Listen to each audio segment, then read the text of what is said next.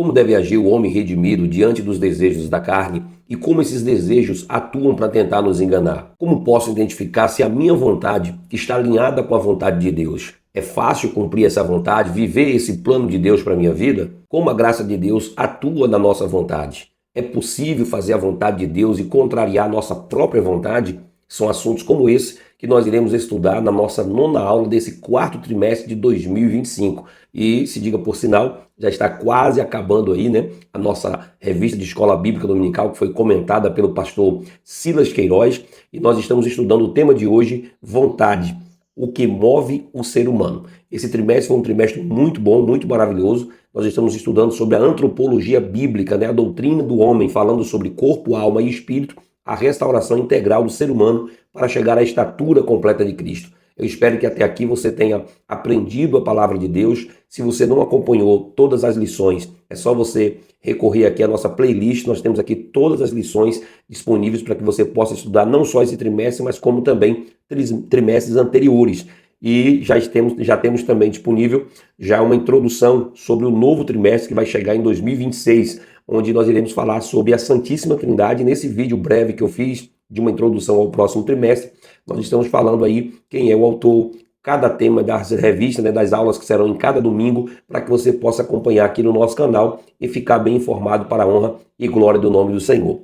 Então seja muito bem-vindo ao nosso canal. Eu sou o pastor Renato Bromoschenk, eu sou pastor auxiliar aqui na Igreja Evangélica Assembleia de Deus de Eunápolis e eu quero convidar você a se inscrever aqui no nosso canal. Sua inscrição é muito importante, porque quando você se inscreve, o YouTube te entrega o nosso conteúdo, entrega o nosso vídeo para você e ajuda o nosso canal a crescer assim nas redes sociais. Então, dá aquele joinha, faz a sua inscrição e ativa o sininho para você ser notificado toda vez que a gente postar um conteúdo aqui no nosso vídeo. E a gente tem pedido também aos nossos inscritos aqui para que eles também deixem um comentário, coloquem um comentário falando o nome e a cidade de onde eles pertencem, de onde eles estão, né, assistindo a nossa aula. Isso é muito bom a gente interagir com vocês e eu estou retribuindo isso falando o nome de alguns inscritos, de alguns seguidores que estão acompanhando o nosso canal e fazendo assim a sua inscrição aqui previamente. Então, deixa eu ler para vocês alguns irmãos que já comentaram aqui no nosso vídeo anterior e a gente está comentando no vídeo de hoje, tá bom? Nós temos aqui o nosso irmão Ângelo, ele diz assim: muito edificante, pastor, essas aulas. A nossa irmã Milícia diz: a paz do Senhor Jesus Cristo,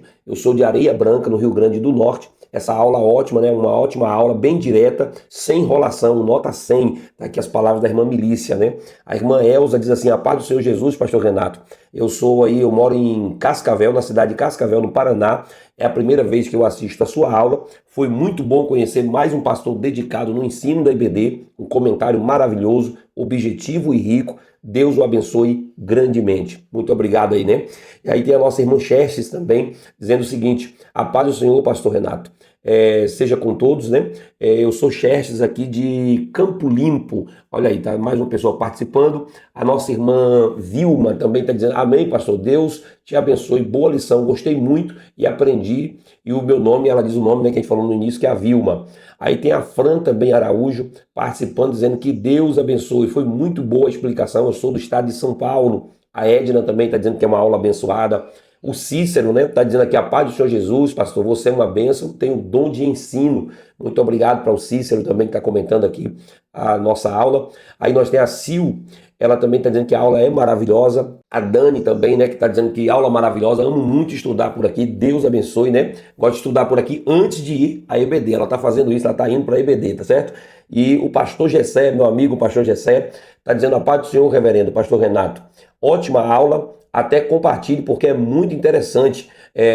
Que Deus, né, que o Senhor continue te abençoando. A Andressa também é daqui de Eunápolis, está assistindo a nossa aula, pertence à mesma denominação, está dizendo que é uma aula maravilhosa. Nosso irmão Joaquim Almeida, ele é lá de Monte Alegre, no município de Guaratinga, está ouvindo a nossa aula. O Arlindo Nunes também, é lá do Recife, ele chama a cidade lá de A Veneza Brasileira, está lá nos ouvindo também. A nossa amiga também aqui, Ilza Queiroz, aqui de Eunápolis, diz: a paz do Senhor Jesus Cristo, meu pastor, eu tenho o privilégio de ser aqui de Eunápolis.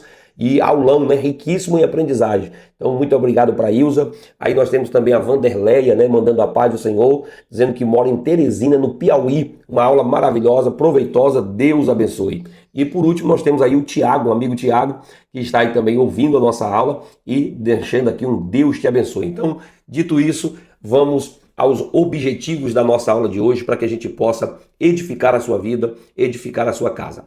A nossa aula tem pelo menos 3 objetivos. E o primeiro é o conceito bíblico da palavra vontade. Como essa capacidade dada por Deus nos ajuda na hora de fazer as nossas escolhas e de agir.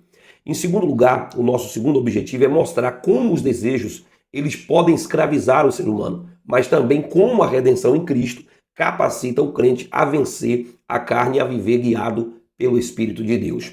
E em terceiro lugar, ensinar a identificar o processo da tentação, compreendendo como o desejo se desenvolve até se tornar o pecado, como ele é concebido dentro de cada um. Então a nossa ideia, os nossos 3 objetivos principais são esses e eu espero que você alcance no final dessa aula, no final desse estudo.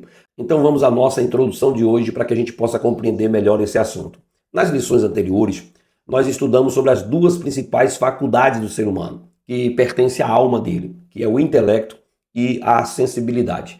Nós falamos, por exemplo, sobre a consciência, falamos sobre os pensamentos e também sobre as emoções. Nós conseguimos mostrar e mostramos isso para você, como que o que pensamos e o que sentimos estão relacionados, estão interligados. Ou seja, tudo que tem nos nossos pensamentos, os nossos sentimentos, vão influenciar a nossa vontade e as nossas decisões. Ou seja, pensar, sentir, desejar e agir faz parte de um mesmo movimento interno na experiência de cada ser humano, na experiência de cada pessoa. Eu espero que você tenha compreendido isso nas lições anteriores. Se não compreendeu, faz uma revisão, volta lá, assiste novamente, porque a gente não tem como ficar repetindo todo o processo, senão a lição acaba ficando muito longa. A gente só dá apenas uma reprise, assim, né?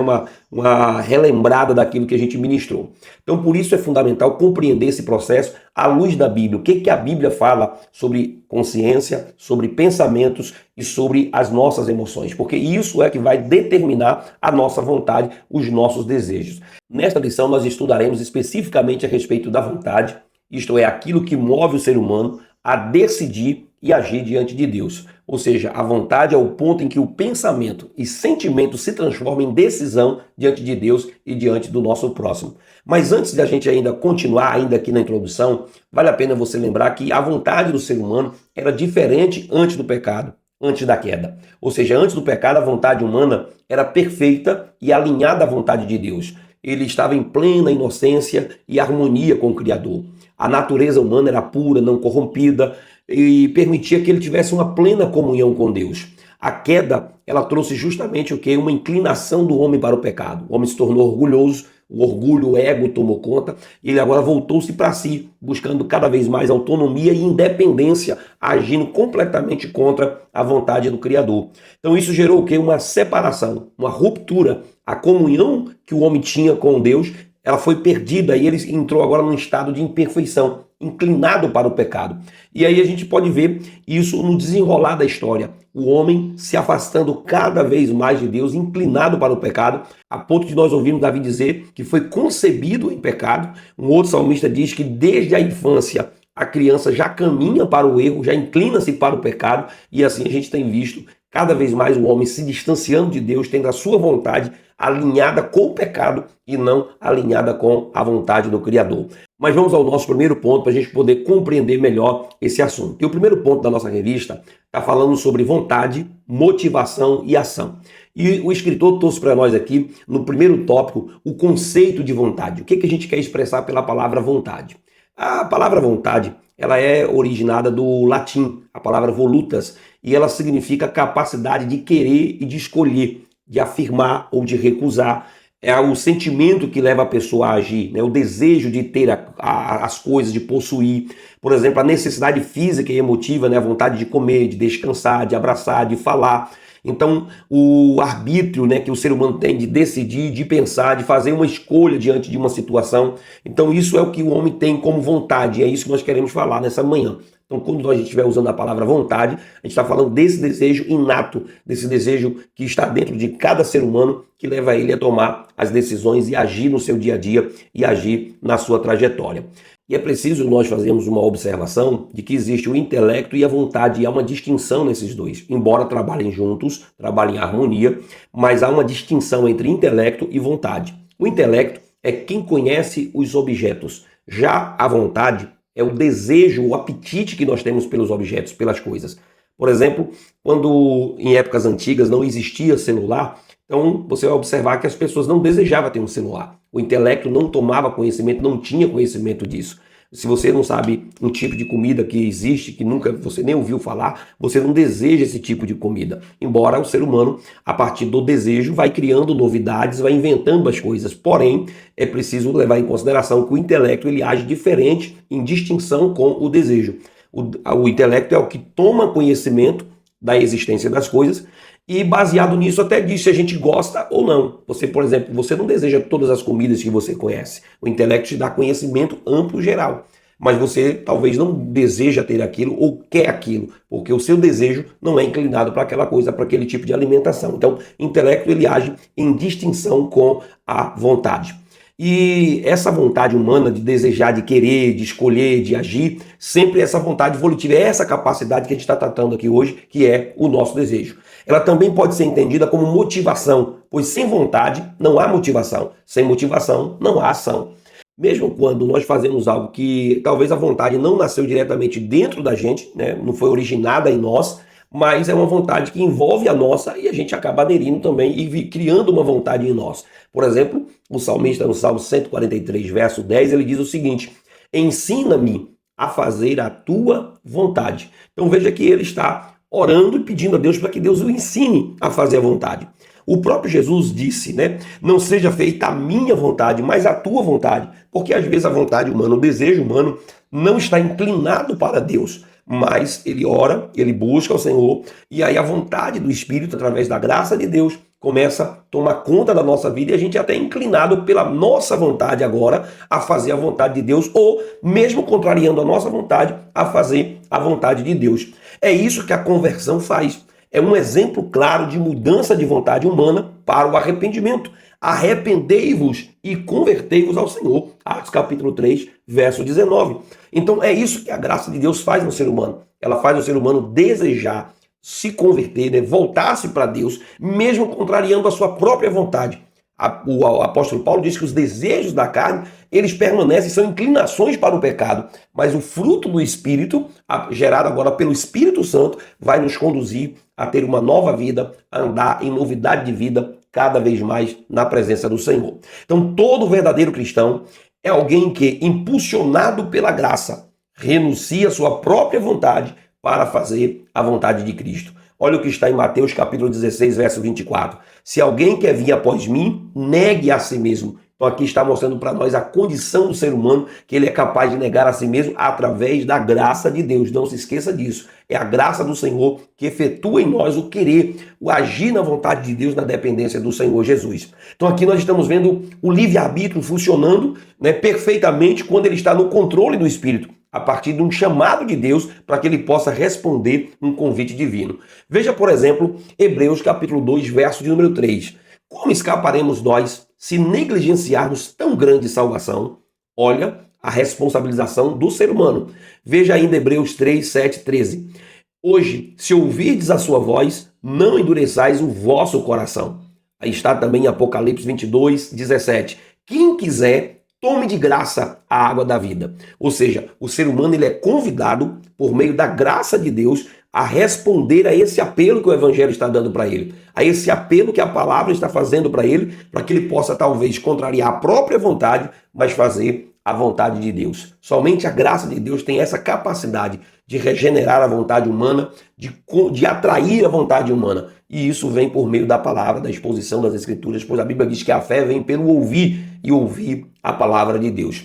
Então a vontade é a capacidade de escolher andar com Cristo, e isso exige o quê? Uma renúncia da nossa própria vontade para obedecer à vontade de Deus. Mas vamos ao nosso segundo tópico, para você entender um pouco mais esse assunto. E aqui nesse tópico nós vamos falar do pensamento à ação, ou seja, o primeiro nós pensamos, depois nós agimos. Um pensamento ele pode surgir sozinho, sem nenhum tipo de sentimento ou desejo. Só um pensamento passou pela nossa cabeça, que seria, por exemplo, lembrar de uma viagem sem sentir nada. Apenas passou, você lembra, rapaz, foi nessa data que eu viajei. Pronto, lembrou, você teve uma lembrança de uma viagem. Mas nós também podemos recordar com nostalgia, com uma saudade, né? Sentir algo no coração a partir disso e desejar viver tudo novamente, ou desejar não viver se aquilo também foi uma experiência ruim, a ter uma certa amargura, angústia quando lembramos daquele momento.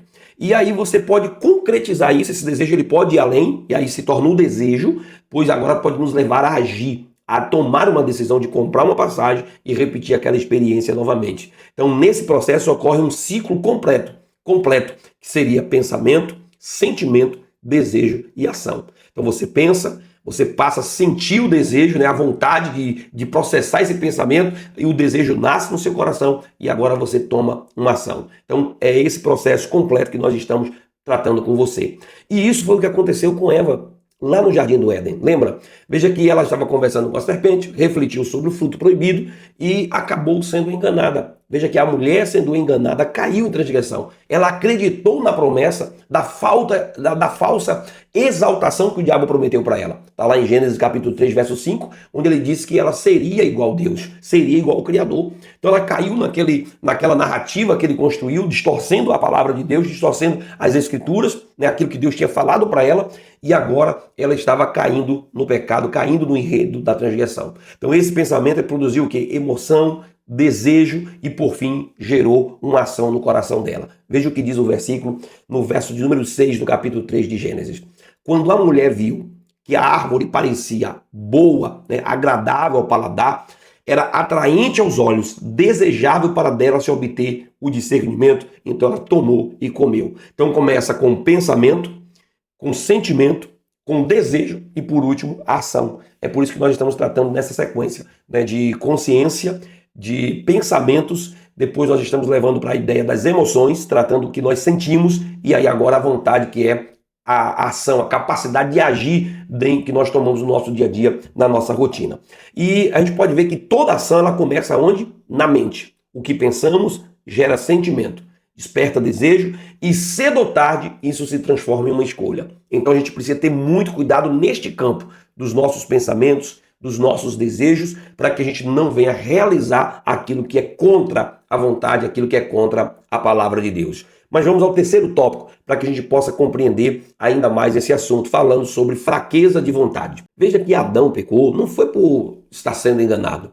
O seu entendimento sobre a ordem de Deus e as consequências do fruto não foi alterada. O problema de Adão não foi falta de conhecimento, mas fraqueza na vontade, de resistir à vontade, de resistir ao desejo que ele teve por comer aquele fruto e de fazer a vontade do que a esposa estava lhe pedindo para fazer. Em vez de permanecer firme e obedecer a Deus, ele decidiu pecar, aderindo à decisão de Eva, que ele deu do fruto e ele acabou comendo. É o que diz Gênesis capítulo 3, verso 6. Tomou do seu fruto e comeu, e deu também ao seu marido, e ele acabou comendo. Então ele não foi enganado. O texto diz muito bem claro lá para Timóteo, né? Paulo escrevendo a Timóteo, diz que a mulher foi enganada, mas não diz que o homem foi enganado. Então ele decidiu por fraqueza de vontade.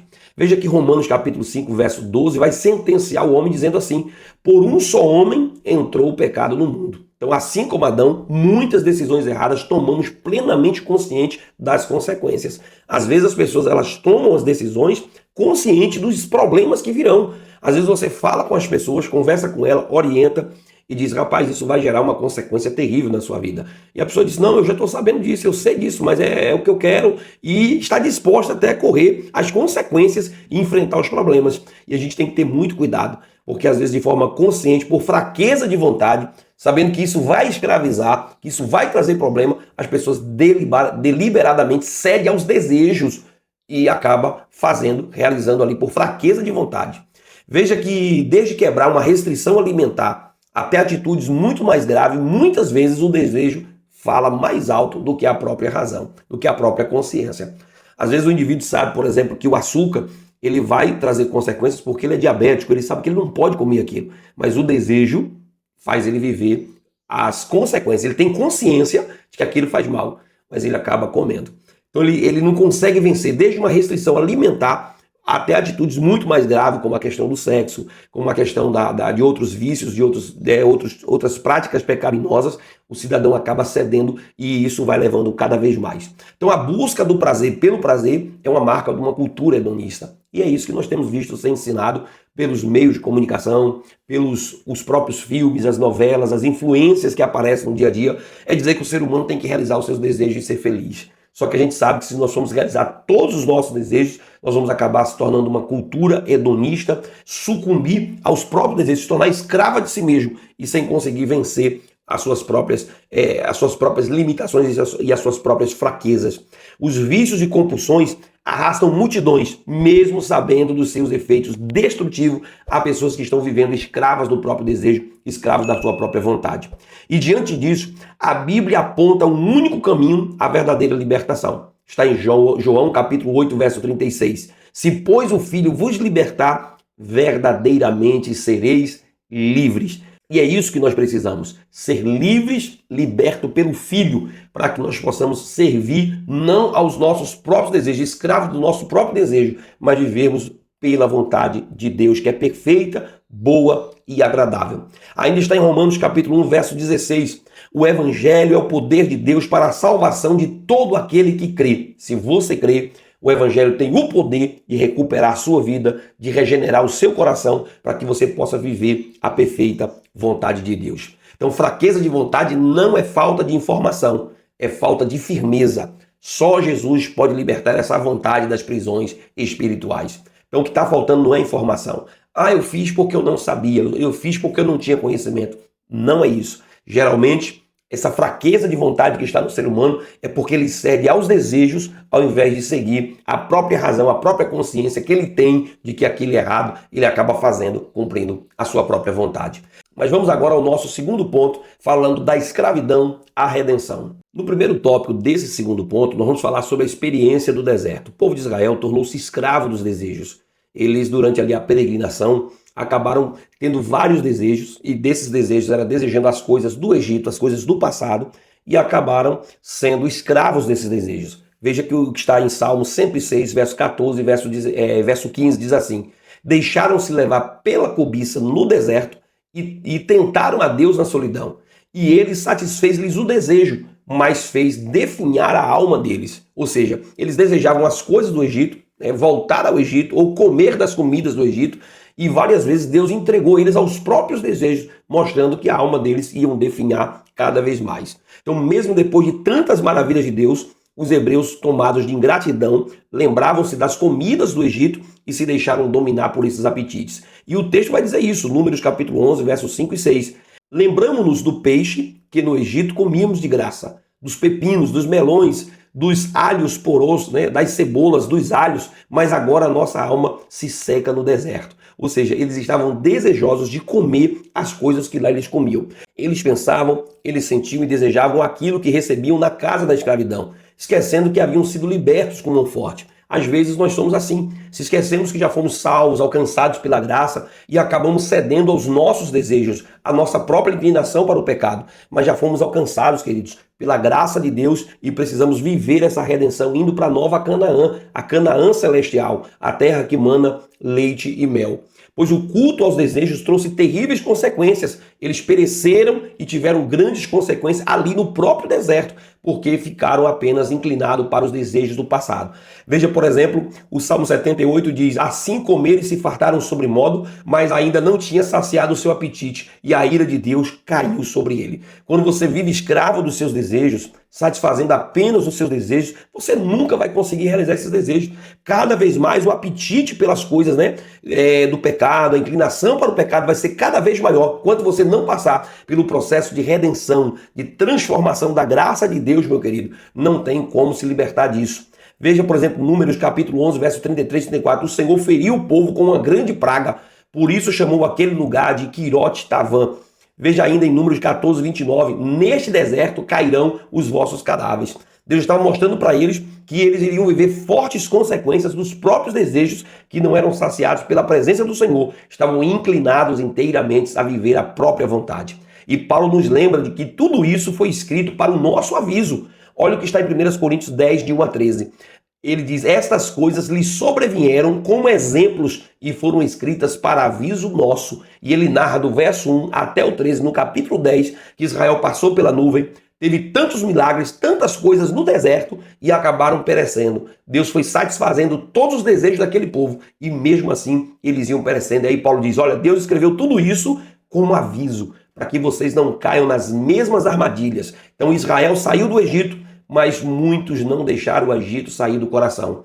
Não nos deixemos levar por nossos próprios desejos. Muita gente está no Evangelho, mas o Evangelho ainda não entrou nele. Saiu do mundo, mas o mundo ainda não saiu dele. Está inclinado inteiramente para o pecado, voltado para a escravidão, desejando as coisas do mundo, querendo viver igualmente o mundo vive. Mas, querido, nós fomos chamados pela graça, chamados pelo Espírito Santo. E não adianta dizer que a gente não tem força, que a gente não consegue, porque se o Espírito Santo habita na nossa vida, ele está nos capacitando e nos dando força para viver em novidade de vida. Glória ao nome do Senhor Jesus. Se você está entendendo a palavra até aqui, deixa um comentário, deixa uma opinião. É muito importante quando você participa, para que você possa estar entendendo aí, dando um feedback para nós também, para que nós possamos tirar algumas dúvidas na aula posterior. Mas vamos ainda ao segundo tópico, falando sobre os desejos na era cristã.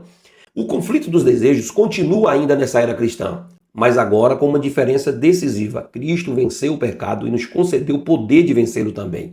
Ou seja, nós não estamos agora sozinhos, nós temos um aliado do nosso lado, que é o nosso Senhor, que nos ajuda a vencer o pecado. Romanos capítulo 6, do verso 3 a 6 e do 11 a 14, resumindo aqui, diz assim: fomos unidos com ele para que o corpo do pecado seja destruído. Considerai-vos mortos para o pecado, mas vivos para Deus.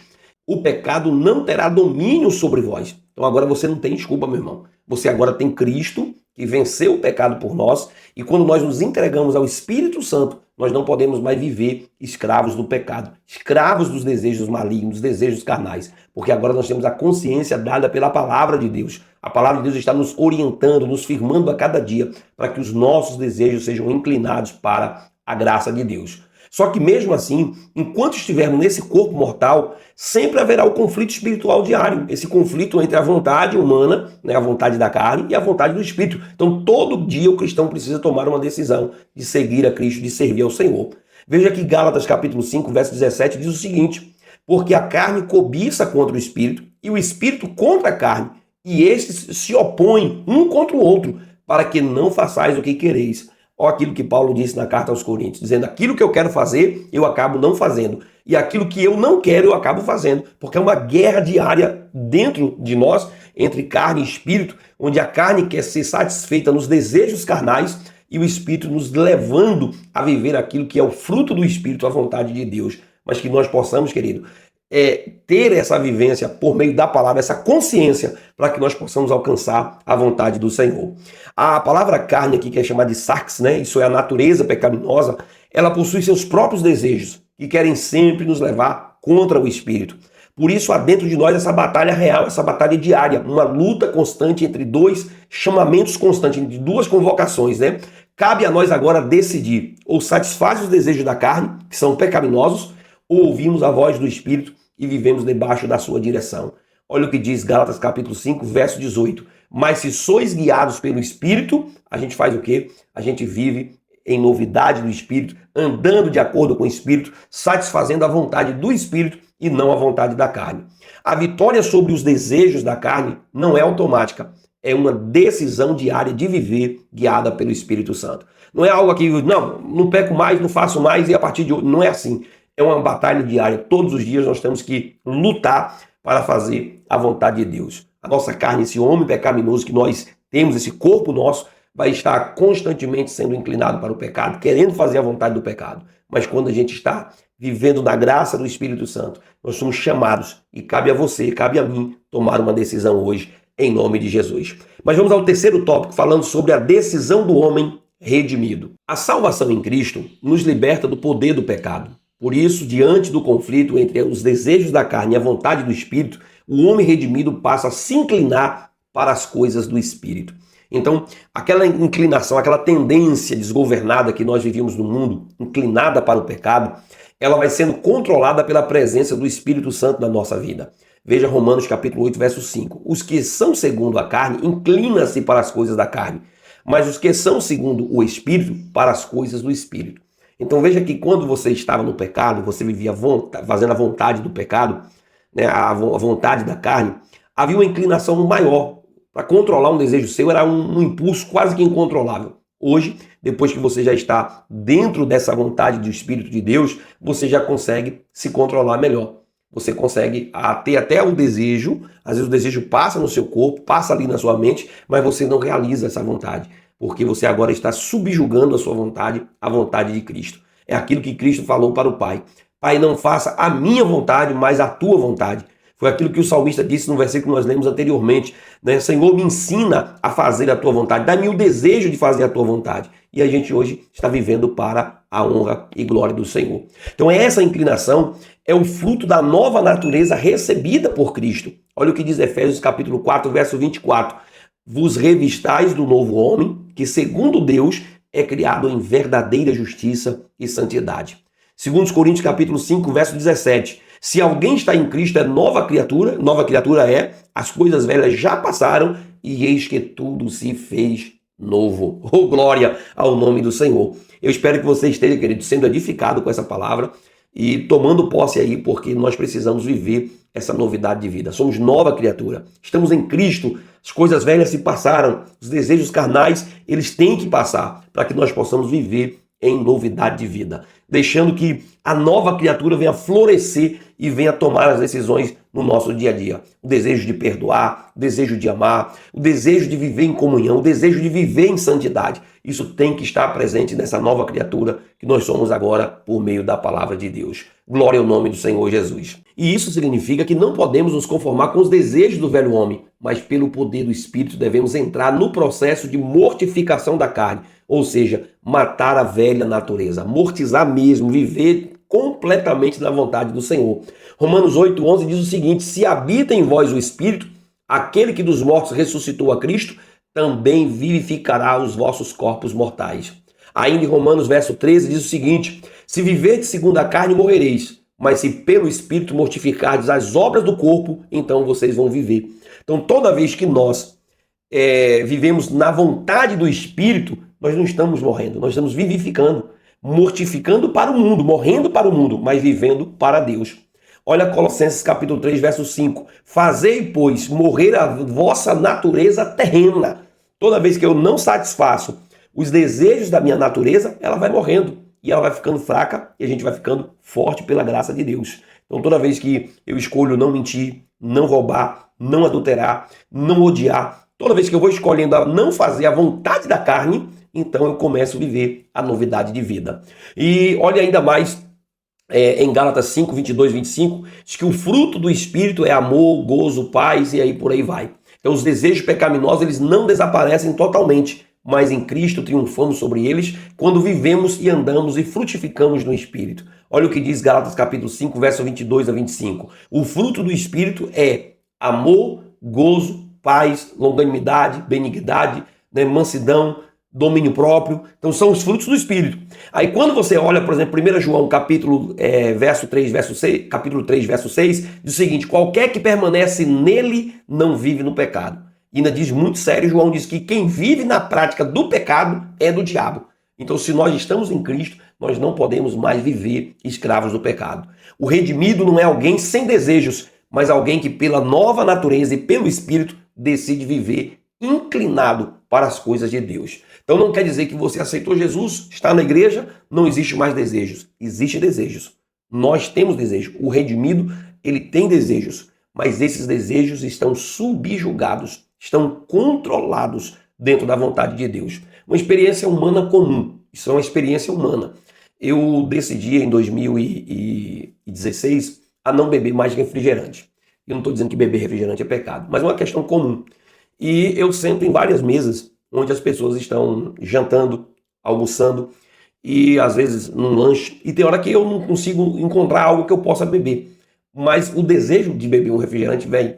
Tem hora que os meus filhos brincam comigo e dizem assim: bebe só um pouquinho, pai, só essa vez. Eu digo: não, já tem esse tempo todo e eu estou decidido a não beber. Não significa que eu não tenho desejo, que não bate aquela vontade de vez em quando de você tomar um pouco daquele refrigerante. Mas eu decidi, coloquei uma resolução que eu não ia mais beber refrigerante. Então assim, a mesma coisa funciona, isso é um exemplo básico de uma coisa comum e eu estou tentando ilustrar para você que as mesmas coisas acontecem também na nossa vida.